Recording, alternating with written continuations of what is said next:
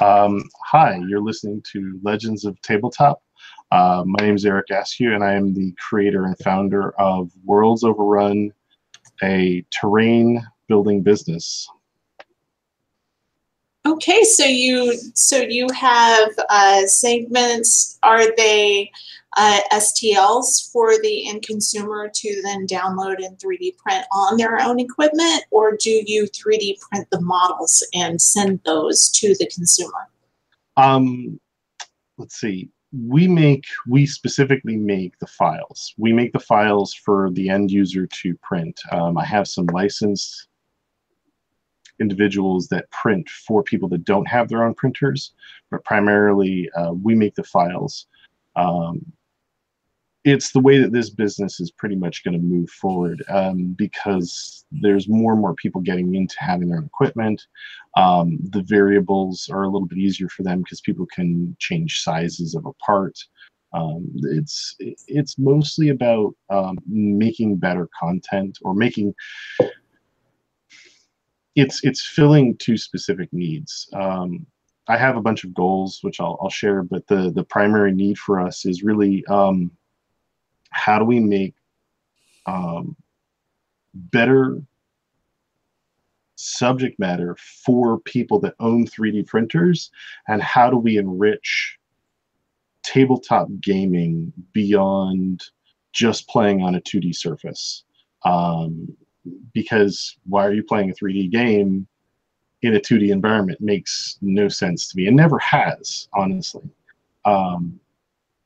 So yeah, a little better than the old days of just taking an old six-sider and using those as models. Well, absolutely. And some of the funny things about it is that, you know, when we make a part, you know, because I've studied toy making and I used to teach toy making, this part here is almost impossible to make on a 3D printer unless you know a few things, like, because we have these things called undercuts. So like there's an undercut here, this is all an undercut, and then there's undercuts on the back, and the truth is that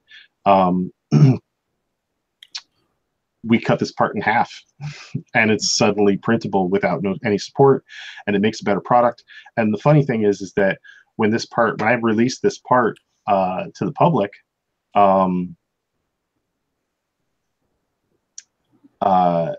there was somebody who had released a similar piece, which I saw, and as soon as this part released, they switched theirs to free because I was charging. And the funny thing is it's a completely substandard part. It's like a cone. It's supposed to be the same kind of thing, but it's a cone with spikes sticking out of it, and I'm just sort of like, no. No, that's bad. That's bad design, and it's boring on the tabletop, and no. So, but yeah. So yeah, there you go, Leah. It's, you know, I design the files. I design the files because I want to get my stuff out there. I want it to be more broad-reaching. I have a vision for the future of tabletop gaming.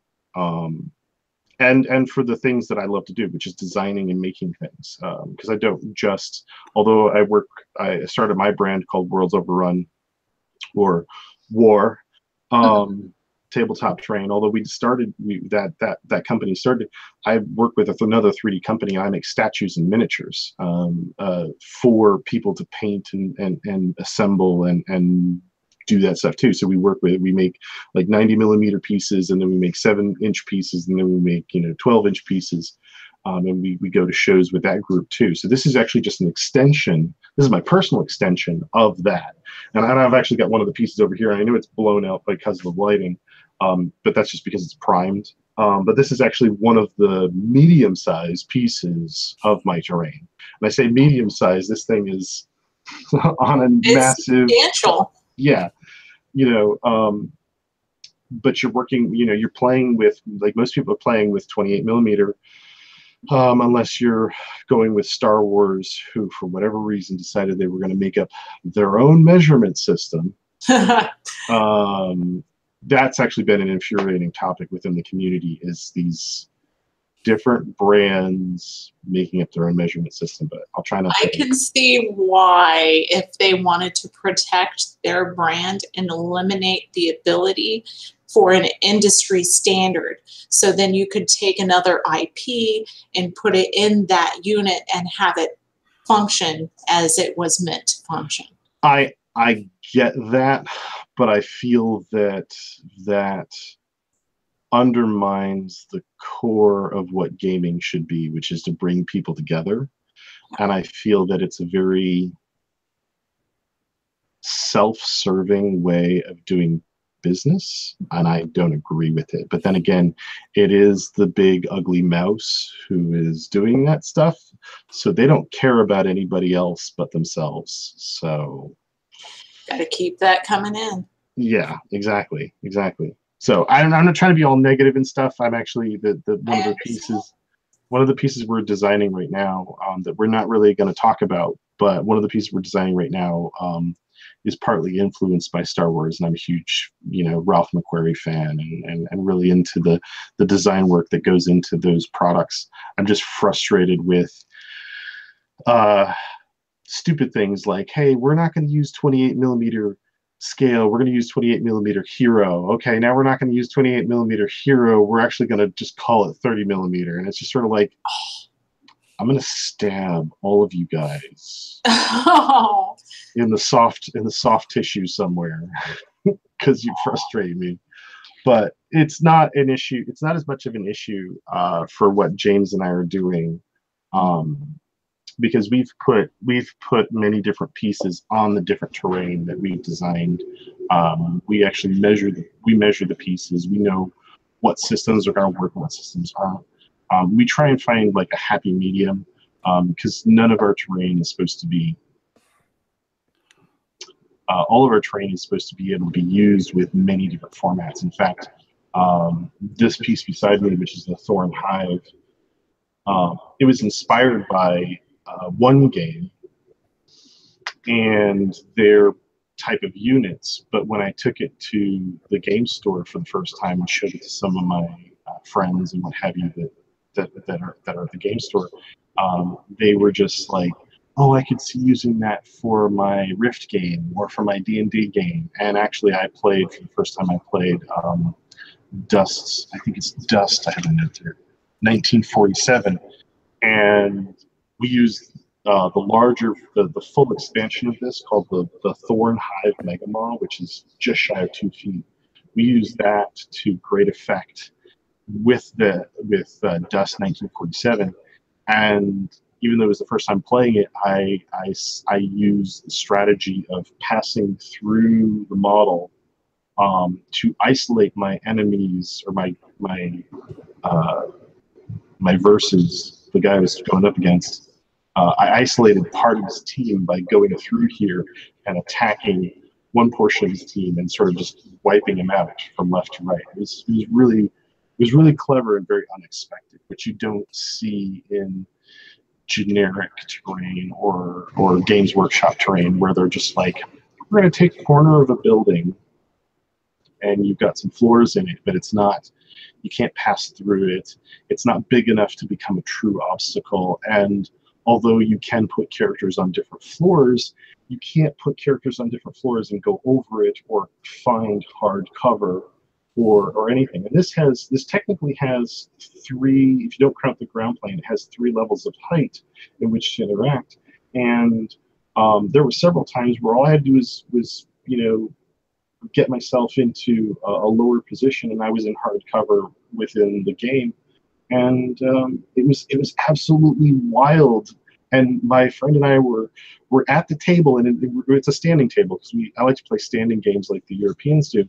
And the whole time we're looking at it, and then we're doing this at the table level, trying to figure out who's got line of sight. And it was so much more engaging to me than games that I've played before. Like I've seen and I've interacted with some Warhammer games, and it's just like everybody's just standing around, and then they make a measurement, and then they're like, I'm going to attack this bunch of people over here. And I'm just sort of like,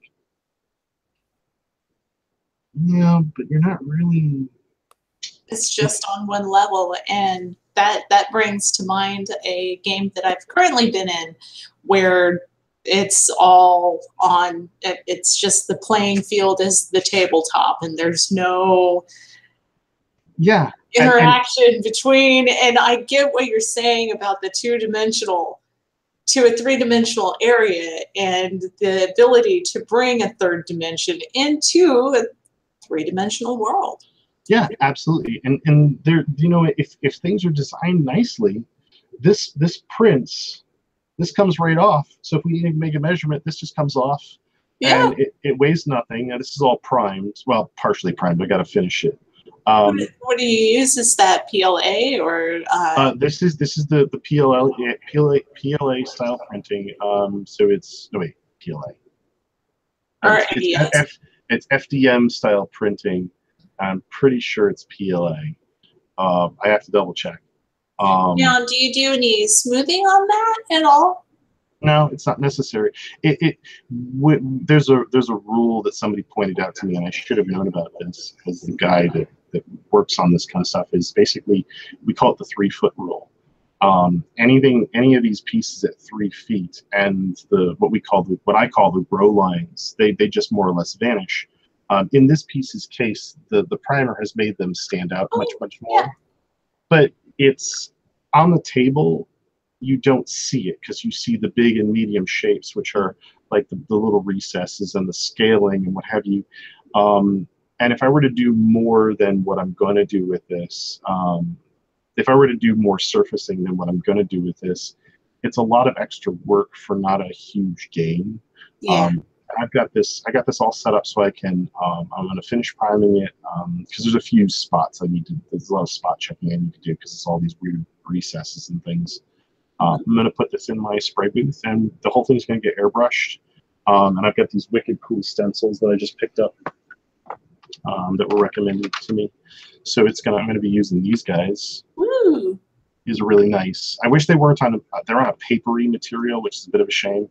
But I'm going to be using those guys, and then I'm going to go through and I'm going to airbrush the heck out of this thing. And a lot of that stuff is going to be, a lot of the print lines or grow lines are going to be camouflaged by the printing. So you're basically adding noise to something that's already got noise on it. Yeah. And no one will notice. I mean, unless you got one of those people that's just like, you didn't go in and sand this part, and it's like, hey, buddy, you need to shave your neck beard off a little bit there and get out of my face. But this isn't the only thing that we do. Like with the other company I work for, when we produce stuff for people to paint, these are reliefs that we sold out of last year. Oh, pretty. And this is just a paint test for me. I'm actually going to be stripping these down with some purple power, and I'm going to repaint them. But these were designed by me as well. These are printed on an SLA printer. And these are resin copies. We never, the one fascinating thing about FDM versus SLA is that FDM, you can go from the printer to the consumer. With SLA, you don't do that. You're always going to do a molding or casting process, or you're going to do some sort of reproduction process because it's too expensive. You know, an 18 fluid ounce 3D print of 3D printed bust in SLA or stereolithography, you know, that's going to be about 7 inches tall, and you're looking, depending on the quality of it and the materials, you're looking at, you know, about $500 just to print that out. But if you can make 30 copies for an additional $300, that's taking $800 and dividing it over $300, and then you've got your, you know, you build your profit margin. Suddenly you're selling a, you know, $75 piece, which is much more manageable than a $500 piece to the consumer. These guys, if you're just talking materials, this is actually the Thorn Spire. The Thorn Spire, its material cost, which is not how most printers charge. The material cost is probably $2, okay? And it's a 6-inch spire that sits on a table. It's well balanced, got a nice footprint. But that's the material cost. But you figure that this part takes, depending on the printer and the individual and how many you put on the bed, it's going to take from 4 to 8 hours to print out one to a handful. And you know, if you charge, you know, just for ballpark figures, let's say you charge $10 per print hour. You know, that's that 8 hours. You're getting, let's say you get 4 of them in 8 hours. That's 40. Yeah, it's about $40, which is that's probably unreasonable. I don't know what people are charging for their print hour, but yeah, that math doesn't add up. That's not right. Well, it isn't, because I know some. Well, I mean, you could always take it to Shapeways and see how much they're charging. True enough. True enough. But yeah, so this is what we do. We're designing a more intricate, complex product. We're trying to enrich the community. Yeah, I mean, it's a beautiful product. I would be proud to throw something like that onto the M3D and see how it butchered it. Well, the funny thing is that I'm pushing what people do, because my last Kickstarter, which was Catalog 2. And congratulations on the immense success of that one. I saw your goal compared to what you had actually been pledged, and I mean, it exceeded your goal by leaps and bounds. I cheated. Oh! I cheated. Everything is a game. Everything is a game. And I told James this, and I'm like, we've made the product. And he's looking at me, he's like, yeah. And I'm like, we're going to set the goal really low. I don't care what we make. We need to sell the product. So I said, we're going to set it for $100. And he was like, well, what do you want to make? And I'm like, well, my personal goal was to get 300 backers. It wasn't about, it's not, the money is important to me because I want to keep the lights on and I want to make more product. This is my business. This is my company. This is hopefully going to be our pursuit over the next handful of years. But my personal goal was to increase the number of backers, not to make stupid money. X amount.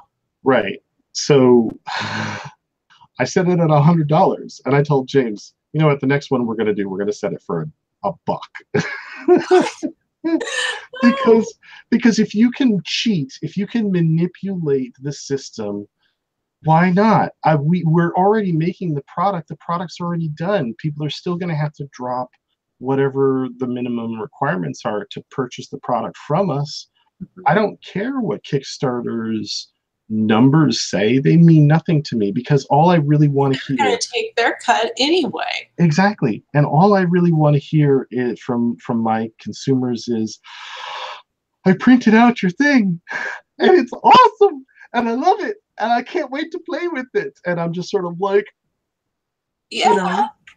And there's nothing more fun for me as a designer than to hear somebody completely losing their poo because they printed out something that I designed and they want to put it on the table and have like fun with it. There's nothing more exciting than that,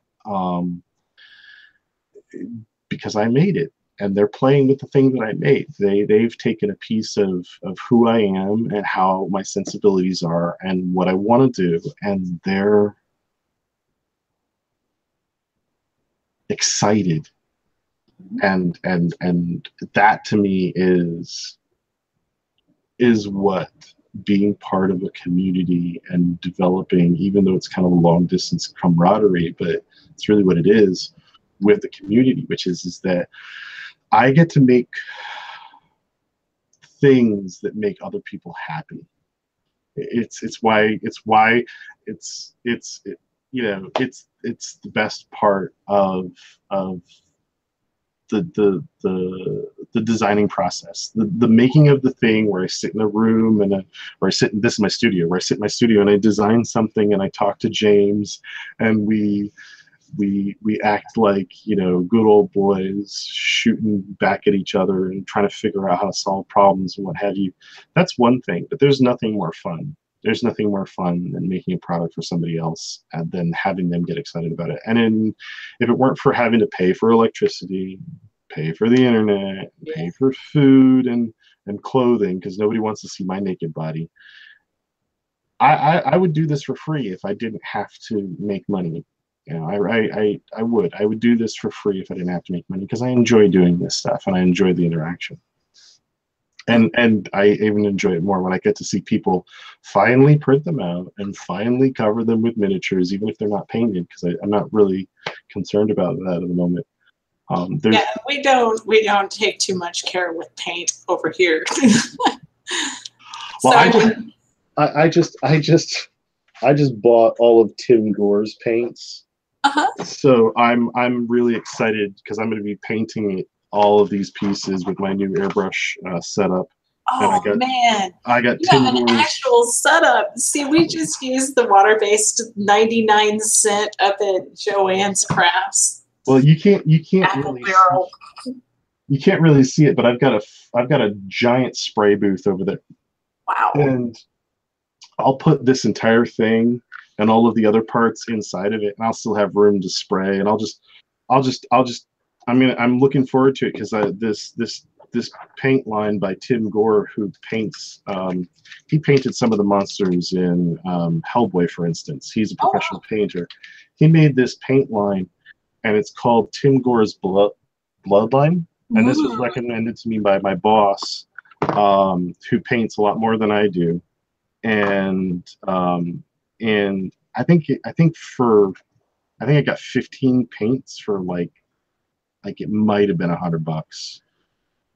So I'm just gonna go to town on this stuff. That's why they're primed, or I started priming them.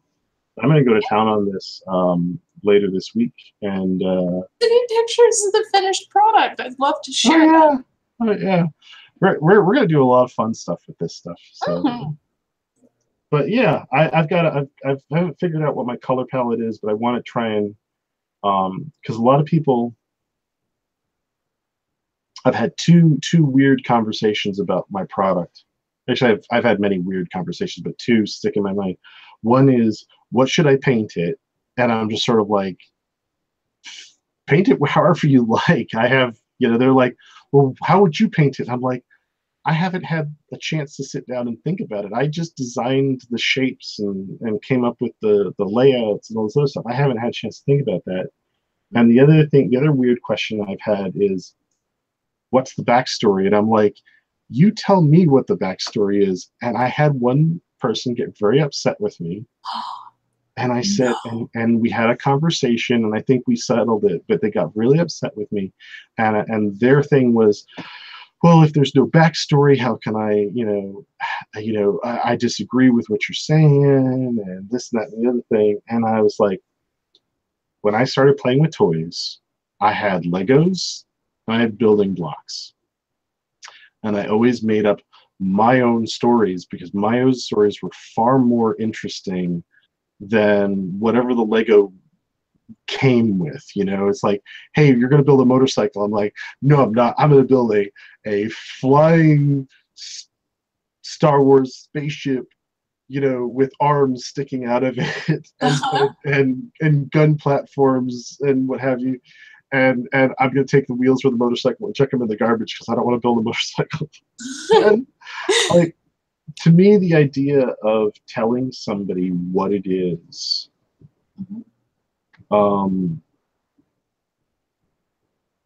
leaves them no room to decide what it is for themselves.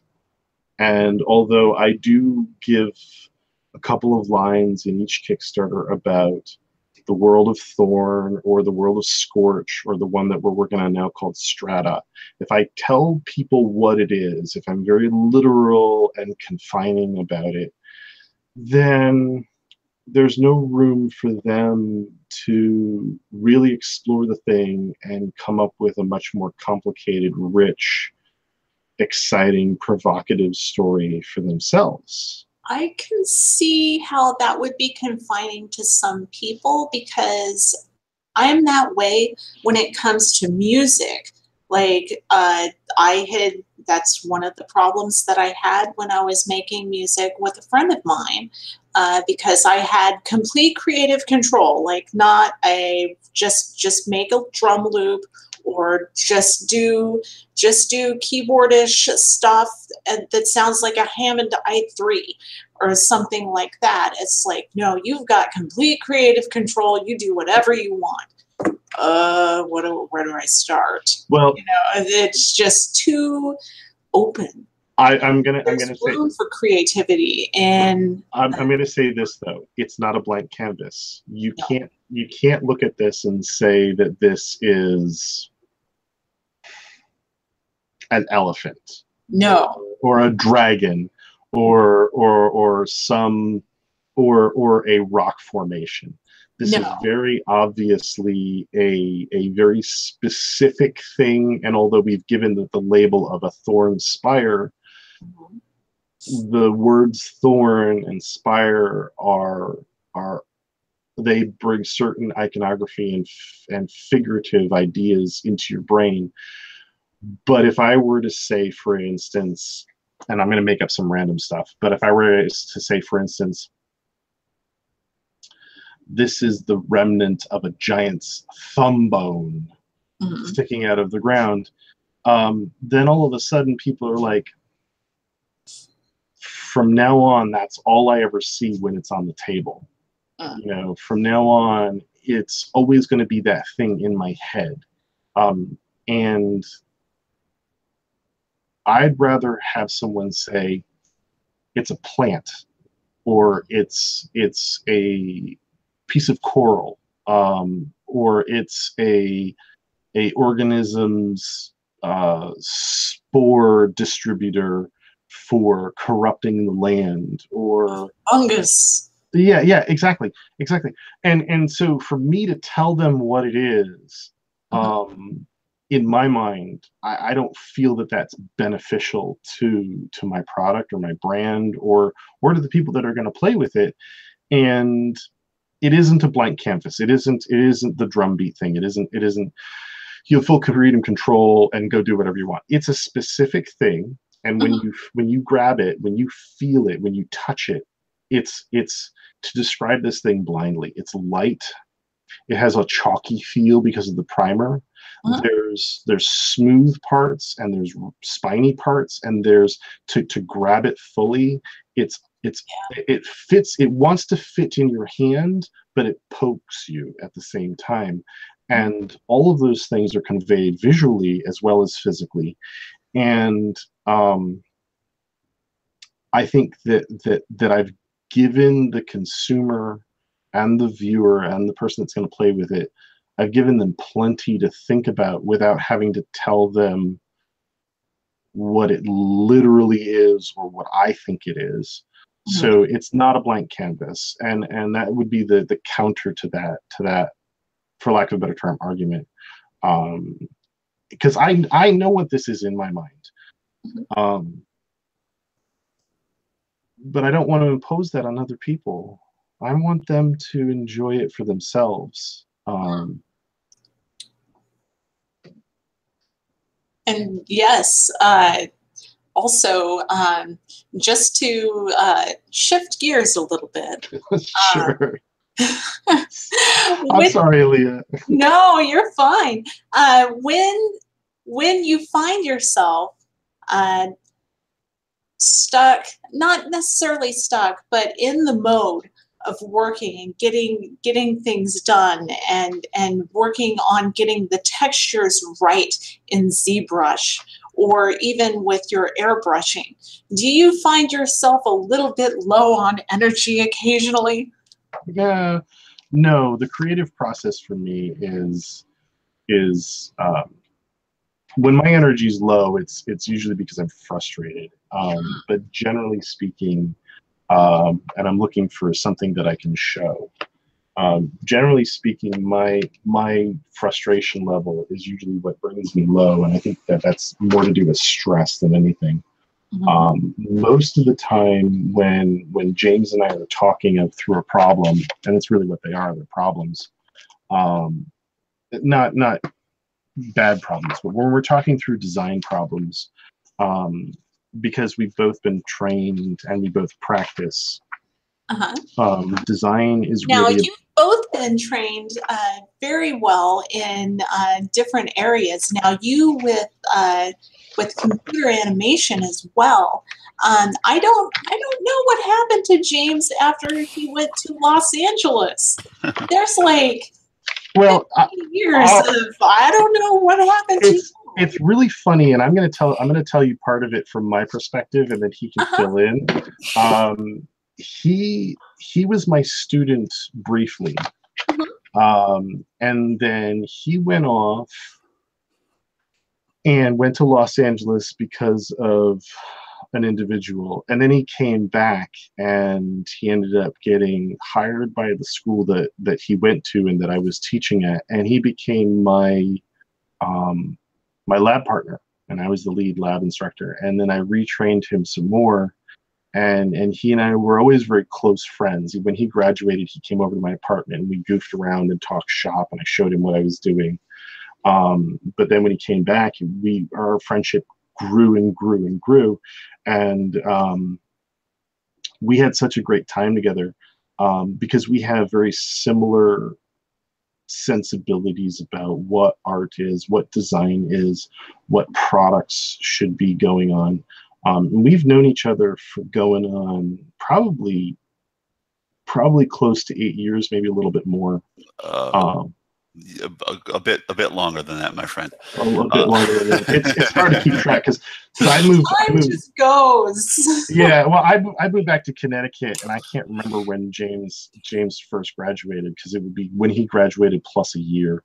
But yeah, real quick before we continue on, James, this is some design work that he and I were exploring for some of our product. So when we design a piece, it starts on paper, and a lot of the problem solving gets done there. But there are times, like with the new pieces that we're designing, you can design it on paper a lot, but then you may miss a problem until you have either a digital or physical copy of the thing. And we're constantly battling that particular thing because it's cheap and fast to do on paper, but it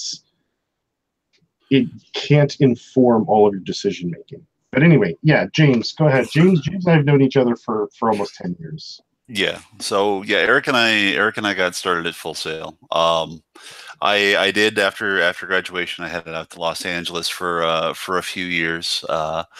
Tried my hand at the visual effects industry out there. Had a bit of fun with it.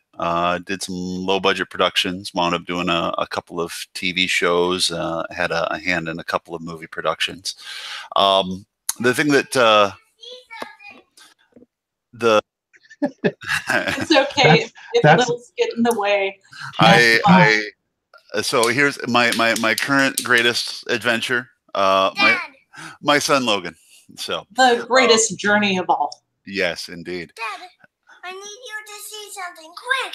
I will be right there in just a moment, my son. All right. Just a moment. That's okay.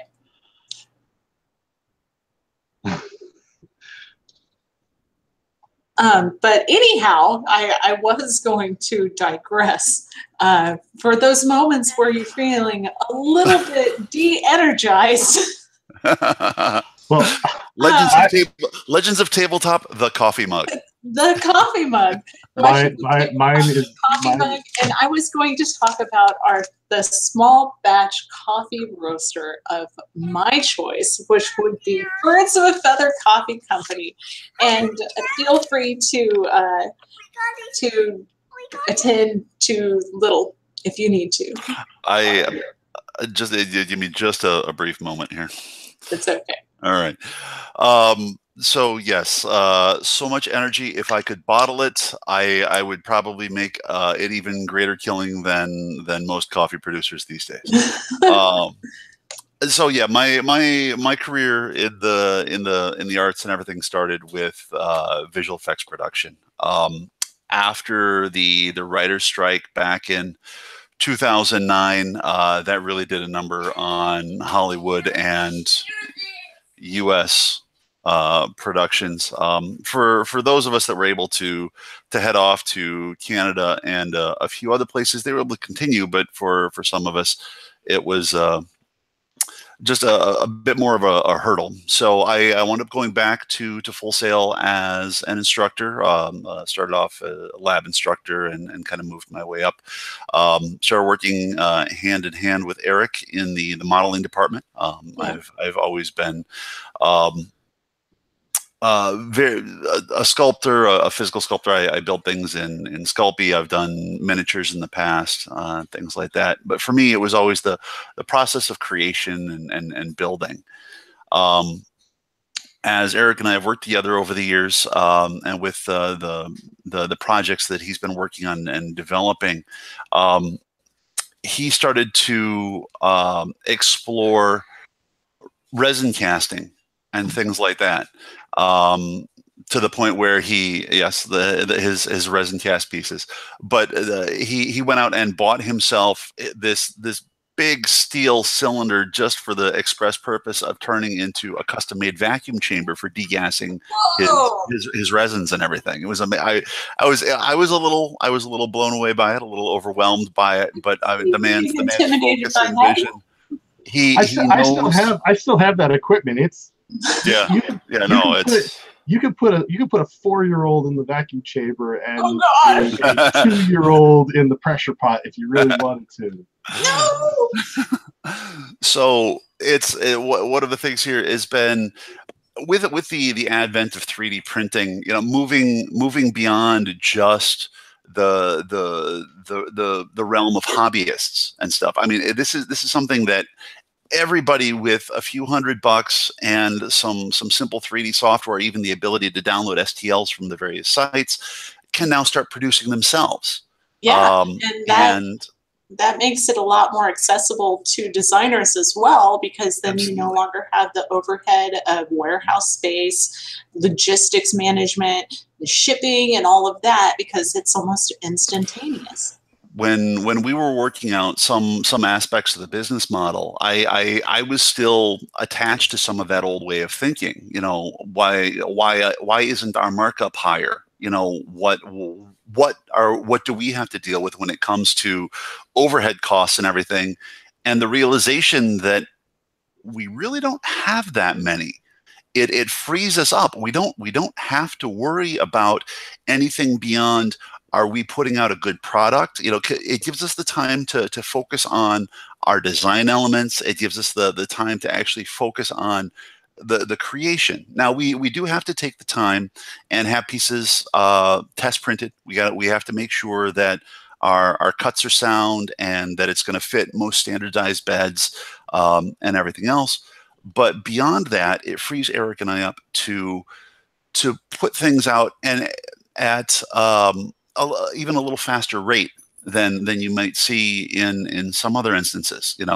We've started off with Kickstarter as the initial platform. There are 2 of them out there already. We're gonna look at getting another one out here in the space of the next couple of months, and see about doing a few every year. That's very prolific.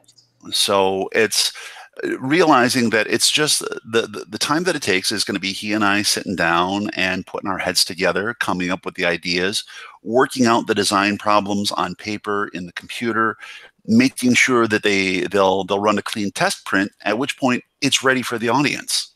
They were talking, and a lot of and I'm sorry to interrupt you, James, but a lot of what James is talking about, oddly enough, when he talks about it, I get excited, because it was the kind of thing that it's been, for me, it's not been a struggle, but it's been a process over time. And when James came on board, he was asking me these questions, and I'm like, can't you see I don't want boxes of crap filling up my house that I have to take to the post office and ship? Mm-hmm. And the other thing too is that you're right. The prolific, there is a reason for being prolific, and part of it is that we expect with selling the files that yes, we're going to have a relatively smaller market, because not everyone's going to have their own 3D printer, but we do have license holders who print for us, for the rest of the populace. Mm-hmm.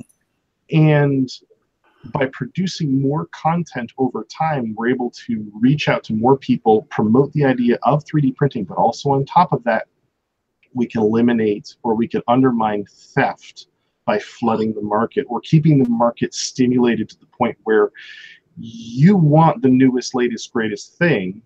Yes. And you don't want to necessarily buy the stolen product that's, 6 months to a year old. We know that the shelf life of a given STL, we're projecting that it's really 3 to 5 years at the absolute outside. But for the most part, after, if you're buying stuff that's 3 years old, we've moved on. We're already making the next expansion for that thing. We're already making the next world. We're already making the next brand product. And the truth is that that's part of the movement in product development anyway, which is you don't want something that's necessarily that old, whether it's technology, whether it's home goods. You want your products to be upkept, both either in their design or in their versatility to fit whatever need that product is designed for. And a lot of people that are in the old way of manufacturing, their heads break at just this base idea or principle. And it's like, why are you so inflexible? Yeah, well, because how many generations have been stuck in retail is this model. This is reality. And no. It's the difference between, when they talk about how millennials are killing various businesses. It's no, you evolve your business model or you die. If you can't survive the changes of the modern age, then you don't deserve to continue. I mean, it's not really survival of the fittest, but you got to keep up. Yeah. And for us, for me, moving forward into some of this, just knowing that I can create something, make sure that my STL is sound and print it out and have a physical copy of what I've made in the space of a couple hours or a couple of days blows my mind. I'm creatively just astounded by that. And the other thing too is that it goes from design to test to the consumer in what we consider like right. Whereas if we were talking about G.I. Joes, for instance, back when James and I were kids in the 80s, that thing would take months upon months upon months of, we're going to design the product, we're going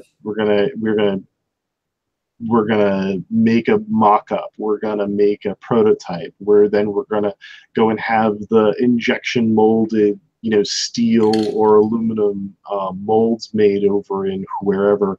You're talking like a year. Now they're making hundreds of thousands of these things for pennies and then selling them for $12 to $15 a pop. So their markup is much greater, but it takes forever, and it's a mountain of people trying to build an individual product. And then you have a sacrifice in quality. Say if an item is manually painted, you have issues with that as well. Yeah, absolutely. Although I don't want to call this product a boutique product, it's close to that. It's a specialty product. It's not for everybody. We are talking about different ways that Worlds Overrun can make other types of products for people. There are people that are making figures now, like miniatures. Yeah. There's talk about all sorts of different ways that this way of making products is changing. James and I are playing with a bunch of ideas. We're actually currently our biggest product is called the Thorn Prime, and although I don't have the numbers in front of me, I think the entire piece is this giant shell wall And I'm not going to say what I intended it to be originally, but it's just this. It's an add-on to this thing, and it's over 13 inches wide, which is its longest dimension, and then it's another like 10 inches tall with tiers inside of it. I got one, and it's made of 27 individual component printed pieces to put together. I got a guy who got his files 2 weeks ago, and he's halfway through printing it. He sends me a semi-aggravated message. I have to buy new filament, you a-hole. I'm so happy.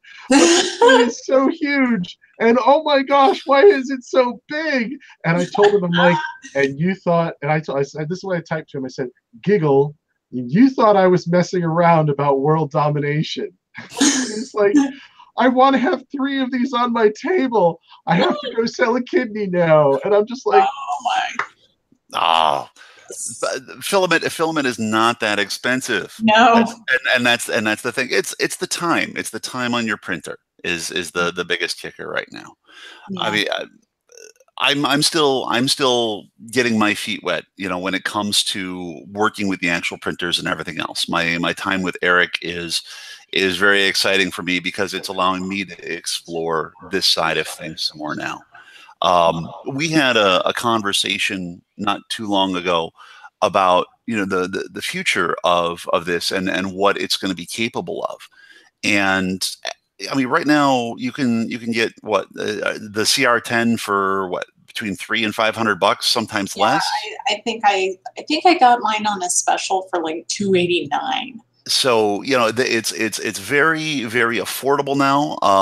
And with that, you know, as we move closer to like 1-to-1 resolution, you know, at this point, people are working at, you know, 2/10, 4/10, whatever it's going to be. Once we get it to the point where it's 1-to-1, it's just going to be materials. You know, I mean, you can already see some of the NASA channels and whatever, people from JPL printing, you know, 3D printing fluids within fluids. And moving into new materials, the resin printers and the PLAs and all of the rest of it. You know, how long? Remind me when you're done. Remind me about faceting. Remind me about faceting, because I want to bring that up. So right, but so as we get into this, you know, as we get closer to 1-to-1 coming out of these printers, the next bit is just going to be materials, and then it's going to be speed, and they're using room-sized 3D printers to build homes out of cement. They're using like warehouse-sized 3D printers to build bridges. Yep. Okay, and heck, there was an episode of one of the CSI type shows where they used it to recreate a crime scene. You know, as it occurred. It's okay. All right. You take just a second, James. Yeah, that's fun. The funny thing about what James is also talking about is that when we go and we look at people who are developing assets, the funny thing is that James and I are sculpting and designing our product the way that we think about making game assets. Because when we were teaching for game assets and film assets, but I was already working with 3D printing when I was still at the school. And this product is not faceted. I saw a relatively nice radar dish just the other day, and the inside surface of the radar dish was faceted. I think this file, before I decimated it, was 1 million triangles or 1 million polygons. When I decimated it for 3D printing, I still left it at 150, 300 polygons, because I know that file's still going to look good 10 years from now, and someone can print it out in a 1-to-1 system, like a stereolithography system. And I don't want any of the defects of faceting in my work. And and some designers are working with rudimentary design software, and I'm not telling people to go out and get ZBrush, and I'm not. I've been working with it since Or it came out. Or... Yeah, well, actually, you don't need Sculptress anymore because the new ZBrush has Sculptress Pro built into it, so it already does the real-time tessellation. Okay. So I had no idea. no, that's the update that just came out a month ago. Wow, that's good to know. Thank you. But you know, if you want to design a modern day product, whatever that product is, whether you're going to do, you know, like my resin pieces or a figure or even this guy, you know, this guy, I know for a fact that this guy was made on ZBrush. Mm-hmm. This is my spirit animal Chewbacca here.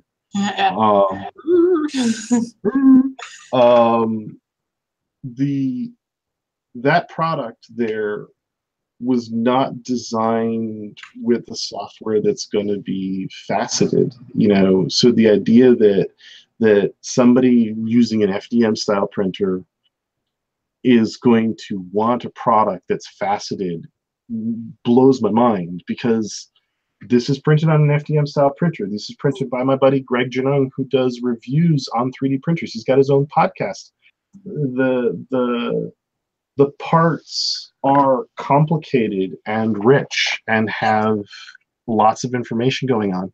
The idea that someone would produce a lesser product just because the 3D printer is not printing down to the 0.016 millimeters that we print on with the other pieces it makes me scratch my head. I'm like, why didn't you bother to smooth it? Why didn't you bother to finish it? Why are you putting out a piece that only consists of 100 polygons? You say that, but then again, think of trends. Like if you go on Steam, look at the recent, well, it's not recent, it's been going on for like the past 4 or 5 years now, of low poly designs. Woo, you know. I know, but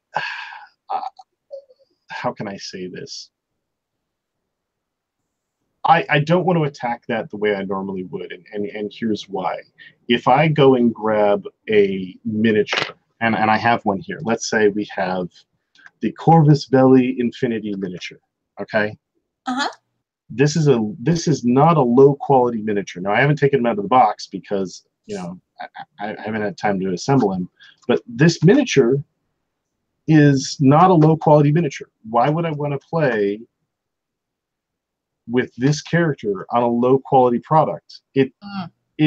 All of the miniatures out there are well defined. Even the new stylized D&D or semi D&D characters, which are kind of chibi-esque in their way, are smooth and elegant. They're not faceted. So the idea that you want to produce a faceted product to go with your non-faceted character is kind of like putting mayonnaise on a peanut butter and jelly sandwich. It's like, you can do it, but that sounds disgusting. Yeah. It's a clash. I understand that some people out there are going to want what they think is a stylistic choice of low poly products. Now my brain's going to the gate to the low poly universe. Yeah, I mean, if we want to go that route, then we need a low quality figurine to go with it, and it makes me curious as to.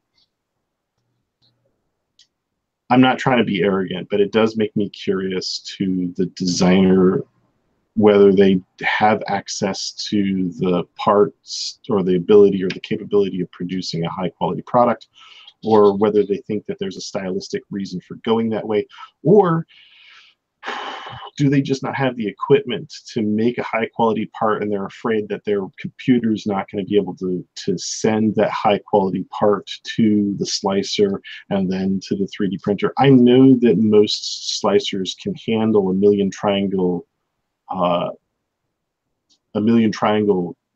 part, but generally speaking, I try and keep all my parts within the 100,000 polygon range, because again, I don't want to see faceting, and I don't want to sell products that are faceted, because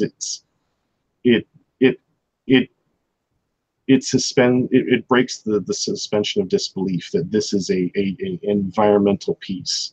Because if I see faceted parts, all of a sudden I'm like, I'm kind of like, do I need to reload my LOD here because it's not upgrading as I get closer to it? Yeah. So, like in a video game. So it's funny to me that I still see that now in 3D printed stuff, because in my personal opinion, it shouldn't be. It's basically like they couldn't bother to finish the part. That's my personal take, and it's a personal opinion, but it's also just sort of like an observation recently, where there's good things and then there's other things. Yeah. So what can we expect from you in the coming months? The next Kickstarter. Well, the next Kickstarter is going to consist of Strata. Mm-hmm. We also have something else that we would like to release alongside of Strata, but we're not there yet. And Strata is, I believe I made this announcement already, but Strata is essentially a cloud city. And it's going to have tiers, like all of our other stuff. It's going to have tiers and platforms and what have you. But Strata is, I don't want to give too much away, but Strata is going to be, depending on how you build it and how you view a thing, it could be an elven high city. It could be a little bit like Bespin. It could be like Camino. It could be a wizard's floating temple. But the base principle of Strata is that it is up in the clouds. It is up off the table surface.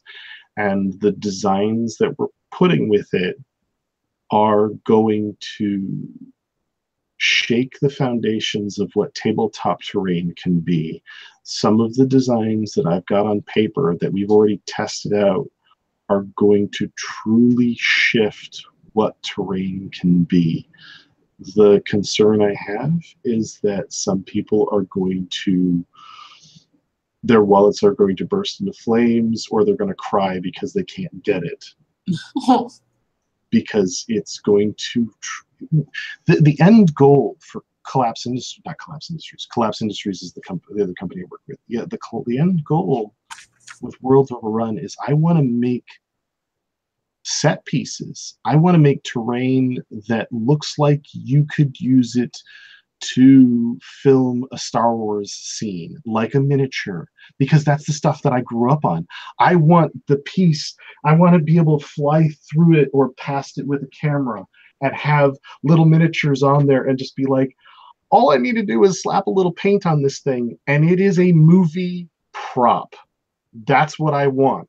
And Strata is going to bring some of that to tabletop gameplay, and I'm hoping bottoms fly off and wallets burst into flames. Yeah, that makes me want to revisit. Oh gosh, the Temple of Elemental Evil. Okay. I mean, does that make sense? Is that a scenario that you've done before with your friends?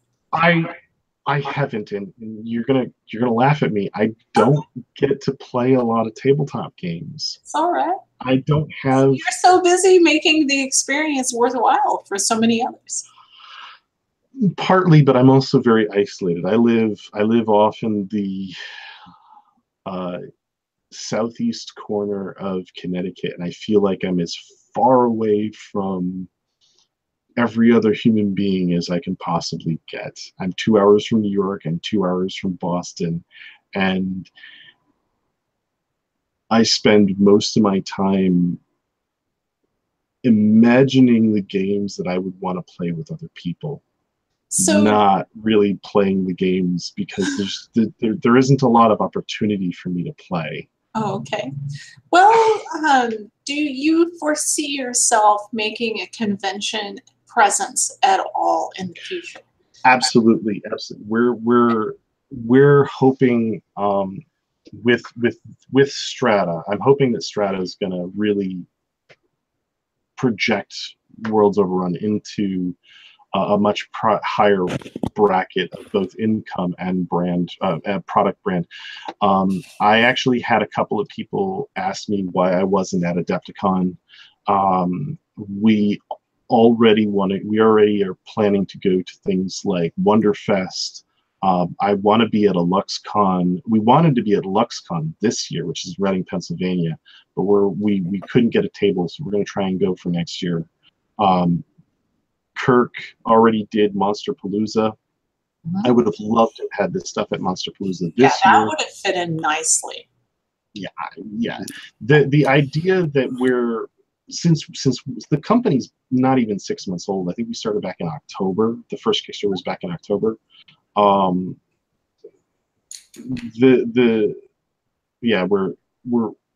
We want to be at the shows. The shows are, for me, they're the highlight of this business, which is that we do all this work, we get the product out there, people start printing it, and we get a few kudos. But going to the show and having people freak out when they get to pick up a piece or see a piece is just like, that's us going to a party. Yeah. And we have. Give me just a second. Right, one of the things I'd like to do is that when we do go to a show is that I want to have the money from the Kickstarter or from the new product release. I want to be able to produce a swag bag where people will have a bag that says war across it, and they might get one little piece from us, or they might be able to come up to the table and see a set of pieces that we painted that are hyper limited, like there's only 2 of them available in the world, kind of thing, where they can, if they really want to, they can purchase it, but they can just photograph it and come up and talk to us.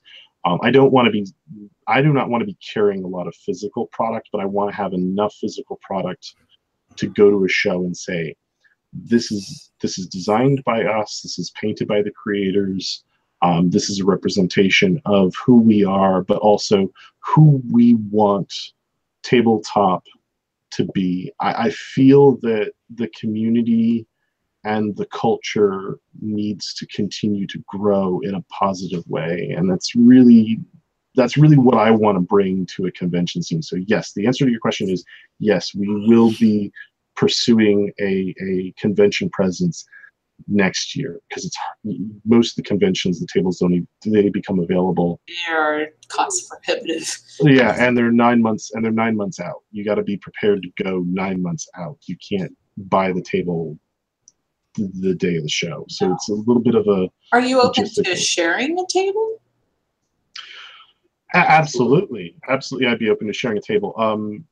Collapse Industries is associated with and works alongside of, I believe, Vallejo. Vallejo paints and products. No, it's Badger. Or is it Badger or Vallejo? Oh, crud. I have to double check with my boss. We have an association with a major producer of content, and I can't remember if it's Badger or Vallejo paints, and it might be both or it might be one or the other, but they share tables and or work alongside of each other to control booth space at shows, and I would like to do that with Collapse as well, because I'm greatly invested in that company and that brand as well as. Would you care to share a little about Collapse? Collapse Industries is the company I design figures for.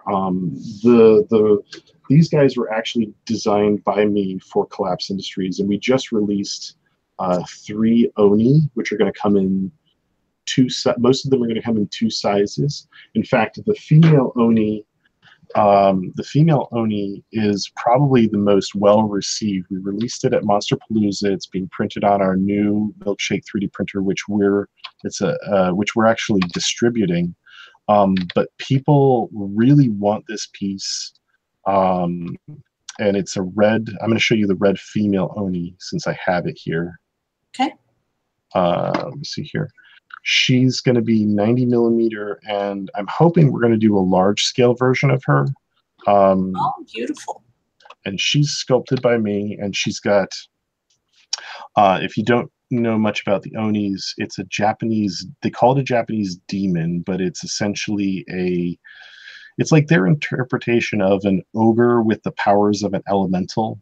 They're known for being sort of like an id of sorts and relatively indestructible. I think they have, they sometimes carry around an iron mace that looks a lot like a baseball bat. But she was one of my favorite pieces to design last year. We finally got her printed on the new machine. We've been using her as the test bed piece. She's got a demon puma pauldron on one shoulder. And I can't wait. I'm gonna be painting her. I'm gonna be getting a copy of her in the future. I can't wait to be painting her because I'm gonna paint her in the classic red. We actually picked up a new style for doing hair, which Kirk and I both really like, so we can do eyebrows and things like that. And we showed her off, and everybody wanted a copy at Monster, but we didn't have them out yet. We don't have the. What's that? Yeah. Oh, I was just saying STL, please. I see that comment so often on the 3D printing forums that I belong to. That's no, I'm not asking you for an STL. Mm-hmm. No, it is beautiful. It is gorgeous. Oh, wait, hold on a second. Let me show the one that I was really hoping that people would lose their minds over is actually the blue Oni. I need to show this because the blue Oni is the one that I want the most. Mm-hmm. And it's the one that I spent the most time on. He was actually one of the harder pieces to make recently, but it's something that my heart was really into this piece because people like Kutsuya Terada and Future Models, and there's a couple of other artists out there who inspired this kind of work. And this guy goes with the other three, and I don't have him with the base, but he has the exact same base as the female Oni.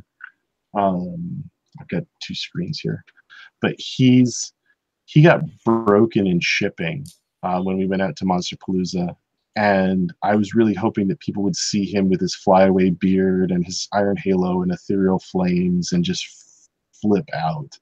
But this is an early version of the sculpting because the beard is currently faceted. I know I complained about that, but it's just that this guy is the closest to finished that I can show because there's another model, but I want him as a door knocker. and he's got a little flaming monkey head on the back of his halo. Oh, that's cool. So yeah, and I love this style of doing stuff. In fact, Kirk kind of threw me for a loop. Kirk has these big, massive, beautiful tattoos. He's going to use my Onis as filler art on his body, and I'm like, wait a minute, you're gonna do what now? And I'm excited for it, but when he first told me, I kind of had a panic attack, and I was like, what? Because it was almost as bad as like, putting your girlfriend's name on your body or something like that. It's like, what if there's a breakup? What if we get into a fight? I can't handle the stress.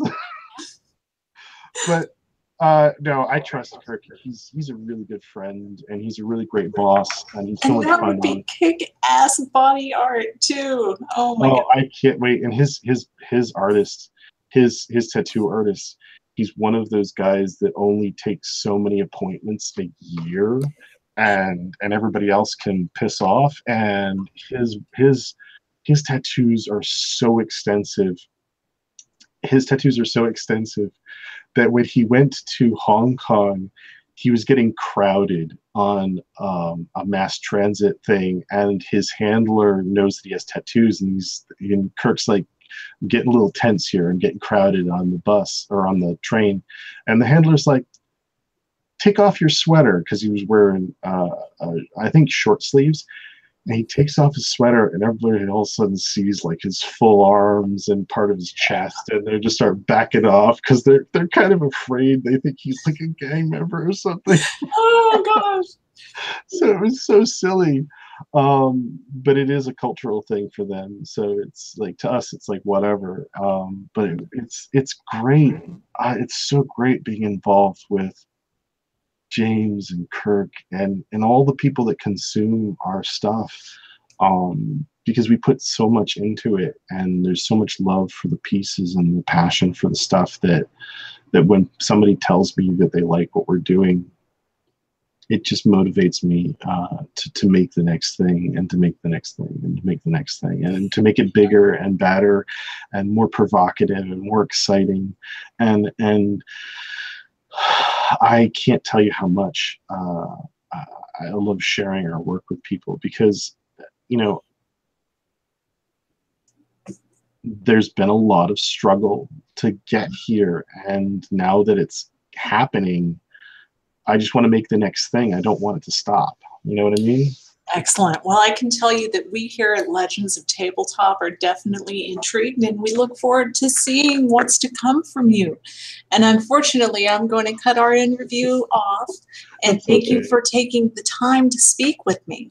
I really appreciate it. And I look forward to more things to come from Worlds Overrun. Thank you, and have a wonderful afternoon, you guys.